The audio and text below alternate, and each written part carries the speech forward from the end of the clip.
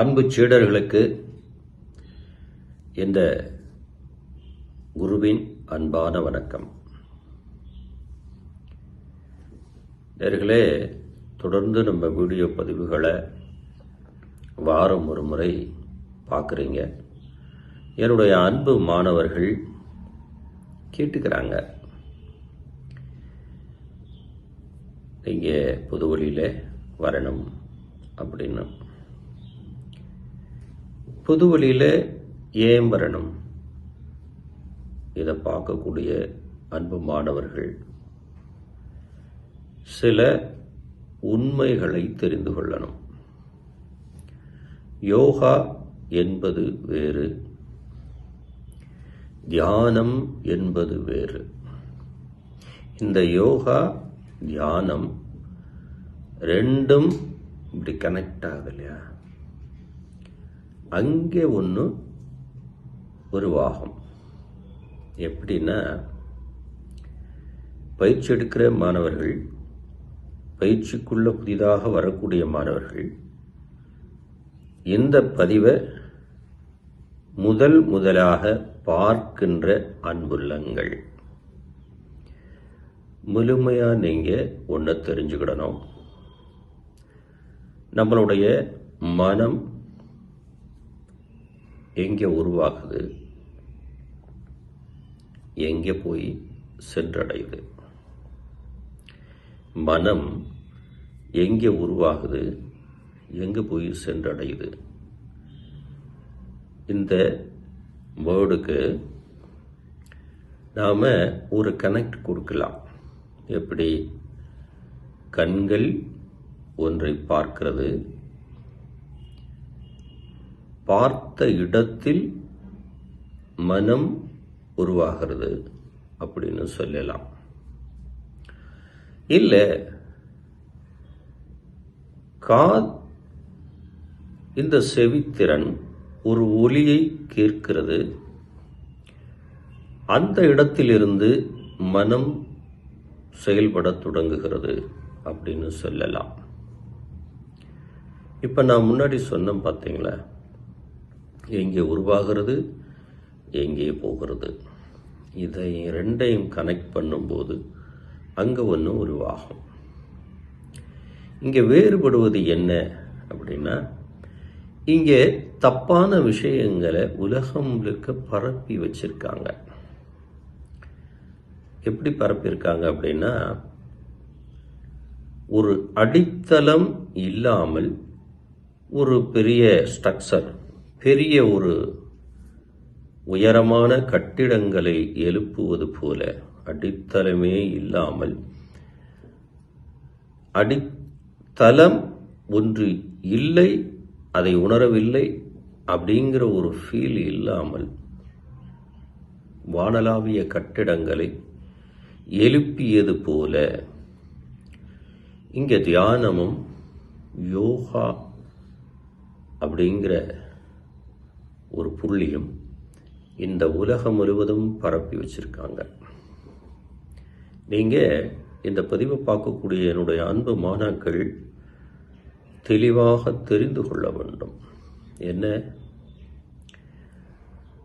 நம்மளுடைய ரிஷிகள், சித்தர்கள், இன்னைக்கு இருக்கிற விஞ்ஞானிகள், உலகம் முழுவதும் சொல்லுகின்றேன், பல இடங்களில் ஆராய்ச்சிகளும் நடந்து கொண்டிருக்கிறது, இந்த செயல்பாடும் நடந்து கொண்டிருக்கிறது. பல இடங்களில் குருகுலமாக, சென்டர்களாக நடந்து கொண்டுதான் இருக்கிறது, ஆராய்ச்சியும் போய்கொண்டுதான் இருக்கிறது. மனித மனம் உருவாகின்ற இடமும் சேருகின்ற இடமும் தெரிந்து கொண்டால் தியானத்துக்கு முதல் படி, தியானம் செய்வது முதல் படியாக உங்களுக்கு மாறும். நிறைய சொல்றாங்க உங்களுக்கு தியானம் என்பதை பற்றி சொல்வதை விட ஆசிரமங்களை பற்றி சொல்வது அதிகமாக இருக்கிறது. அஷ்டமா சித்து கலைகளிலே இந்த 8 யோகங்கள் ஒவ்வொன்றும் அற்புதமானவை. ஆனால் அதை பெறுவது எளிமையான ஒன்று. ஆனால் அதற்கு நம்மளுடைய மனம் இசைவதில்லை.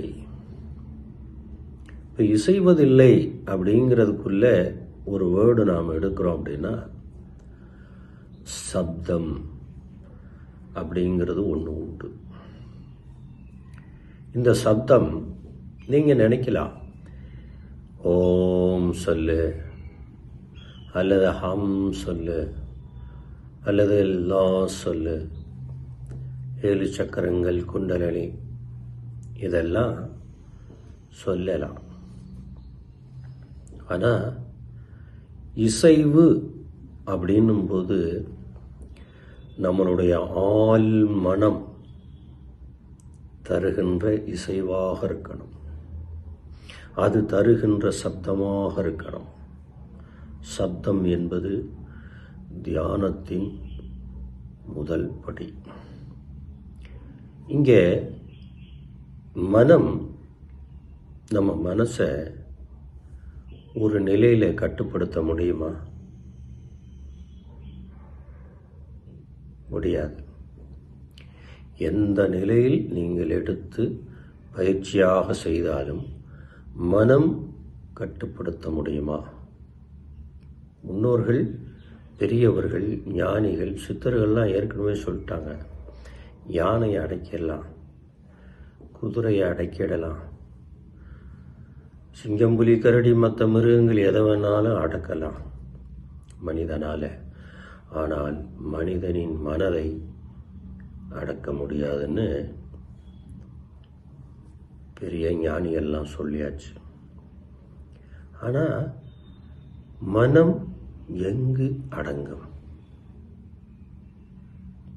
யோசனை வருதில்ல?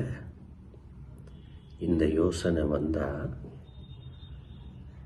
எல்லாத்தையும் சாதிக்கலாம். இந்த உடம்பு அற்புதமான உயிரினங்களை கொண்ட இசைவோடு கூடிய இந்த உடம்பு. இந்த உடம்பு இசையுமானால் பல தன்மைகளை உணரலாம். ஆனால் அதற்கான மன பயிற்சி, நம்ம மனதுக்கு ஒரு பயிற்சி தேவை.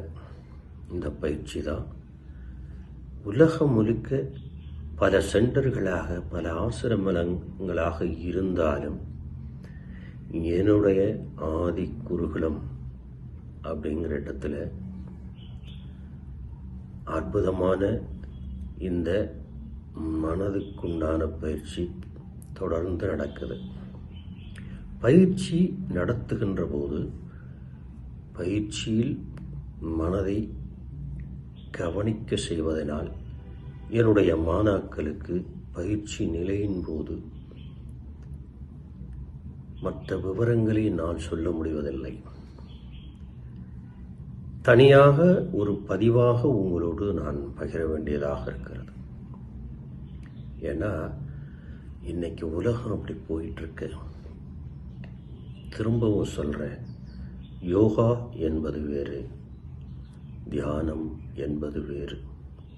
இது ரெண்டையும் கனெக்ட் பண்ணுகின்ற இடத்தில் புள்ளி ஆரம்பமாகிறது. உடம்பில் இருக்கிற வியாதி மட்டும் இல்லை, பிரபஞ்சம் நமக்காக வேலை செய்ய காத்திருக்கும். அந்த அற்புதமான கலையை எங்கு வேணாலும் கற்றுக்கொள்ளுங்கள். தியானம் என்பது ஒரு மனிதனுக்கு அவசியமான ஒன்று. அடித்தளத்தோடு ஆரம்பியுங்கள், பழகிக்கொள்ளுங்கள், பக்குவமாகிக் கொள்ளுங்கள். ஆதி குருகுலத்துக்கு வரணும்னு விருப்பக்கூடிய நபர்கள் ஸ்கிரீனில் நம்பருக்கு கால் பண்ணி உங்கள் விவரங்களை பதிஞ்சு எப்போ உங்களுக்கான நேரம் ஒதுக்குகிறார்களோ அப்போ வந்து என்னை சந்திக்கலாம். நன்றி மாணாக்களே.